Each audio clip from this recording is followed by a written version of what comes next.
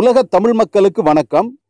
RK நகர் இடைத்தேர்தலில் வாக்காளர்களுக்கு லஞ்சம் கொடுக்க முயன்ற வழக்கில் ஏற்கனவே டிடிவி தினகரன் கைது செய்யப்பட்டு டெல்லி திகார் சிறையில் அடைக்கப்பட்டு ஜாமீனில் வெளியே வந்துள்ளார். இந்த நிலையில் ஆர்கே நகர் இடைத்தேர்தலில் வாக்காளர்களுக்கு லஞ்சம் கொடுத்த வழக்கில் தமிழக முதல்வர் எடப்பாடி பழனிசாமி, மக்கள் நல்வாழ்வுத்துறை அமைச்சர் விஜயபாஸ்கர், மீடியாக்களில் தெர்மோகோல் விஞ்ஞானி என்று பரபரப்பாக பேசப்பட்ட செல்லூர் ராஜு, அமைச்சர்கள் தங்கமணி, செங்கோட்டையன், வேலுமணி, டிடிவி தினகரன் ஆகியோர் மீது வழக்கு பதிவு செய்ய இந்திய தேர்தல் ஆணையம் தமிழக தேர்தல் ஆணையத்திற்கு உத்தரவிட்டுள்ளது. அதோடு இல்லாமல் ஆர்கே நகர் இடைத்தேர்தலை நடத்திய தேர்தல் அதிகாரிக்கும் உத்தரவை அமல்படுத்துமாறு கடிதம் எழுதியுள்ளது இந்திய தேர்தல் ஆணையம். இது இந்திய அரசியல் வட்டாரத்தில் பெரும் பரபரப்பை ஏற்படுத்தியுள்ளது. ஒரு மாநிலத்தின் முதல்வர் மீதே வாக்காளர்களுக்கு லஞ்சம் கொடுக்க முயன்ற வழக்கில் வழக்கு பதிவு செய்ய வேண்டும் என்று தேர்தல் ஆணையம் உத்தரவிட்டிருப்பது இதுவே முதல் முறை என்று கூறப்படுகிறது. இதனால் இந்த வழக்கு பெரும் பரபரப்பை ஏற்படுத்தியுள்ளது. இது பற்றிய தகவலை தொடர்ந்து தெரிந்து கொள்வதற்கு முன்பாக யூனிவர்ஸ் டிவியை சப்ஸ்கிரைப் செய்து கொள்ளுங்கள். கீழே உள்ள சிகப்பு பட்டனை அழுத்தி யூனிவர்ஸ் டிவியை சப்ஸ்கிரைப் செய்து கொள்ளுங்கள். பக்கத்தில் உள்ள பெல் பட்டனையும் கிளிக் செய்து கொள்ளுங்கள்.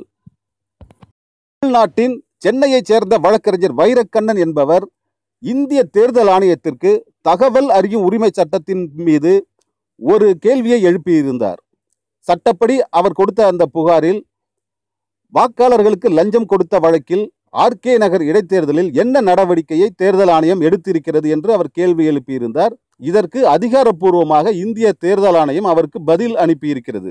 அதில் தமிழக முதல்வர் எடப்பாடி பழனிசாமி மீதும் அமைச்சர்கள் செல்லூர் ராஜு, விஜயபாஸ்கர், தங்கமணி, செங்கோட்டையன், வேலுமணி, டிடிவி தினகரன் ஆகியோர் மீது வழக்கு பதிவு செய்ய உத்தரவிட்டிருப்பதாகவும் அந்த கடிதத்தில் இந்திய தேர்தல் ஆணையம் அதிகாரப்பூர்வமாக தெரிவித்துள்ளது.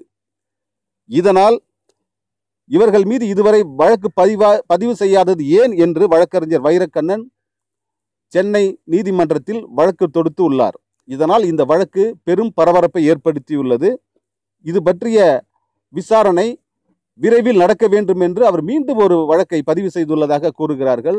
இதனால் இந்த சம்பவம் பெரும் பரபரப்பை ஏற்படுத்தியுள்ளது.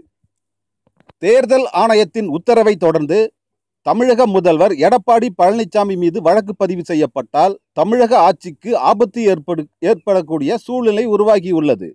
அதோடு இல்லாமல் அமைச்சர்கள் மீது ஏற்கனவே வழக்கு பதிவு செய்யப்பட்டுள்ளது. வருமான வரித்துறை அதிகாரிகள் இவர்கள் மீது வழக்கு பதிவு செய்துள்ளார்கள்.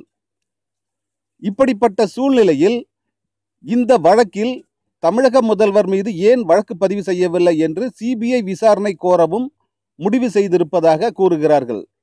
இதன் மீது வைரக்கண்ணன் சென்னை உயர்நீதிமன்றத்தில் மேலும் ஒரு வழக்கை பதிவு செய்ய இருப்பதாகவும் கூறுகிறார்கள். இதனால் எடப்பாடி அரசிற்கு பெரும் ஆபத்து ஏற்பட்டுள்ளது.